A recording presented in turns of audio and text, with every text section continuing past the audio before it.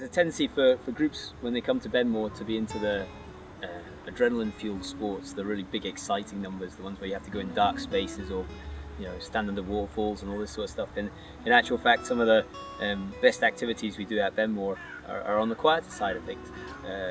The classic example of that would be orienteering. It's an activity which allows the kids a phenomenal amount of freedom in a very short period of time. It's about the only session where they'll be anywhere distant from an instructor.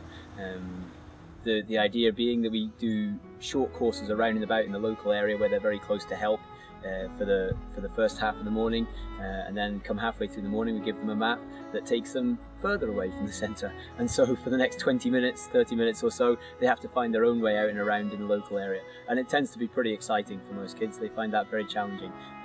The area being so rural and quiet, it's quite simple for us to send children out on a loop that takes them a good distance from the centre. Interestingly, it's always in sight, although it feels very far away from the place and remote for the children in terms of the supervision. In actual fact, they're always within 5 or 10 minutes of the centre, and it's very easy for us to track them down. Yeah, occasionally kids get lost, it happens, but like I say, finding them in this area is relatively straightforward. There are only 2 or 3 roads, and it tends to be that kids, when they're lost, don't disappear off into the bushes. They do stay on the big main roads, and it makes them nice and easy to find.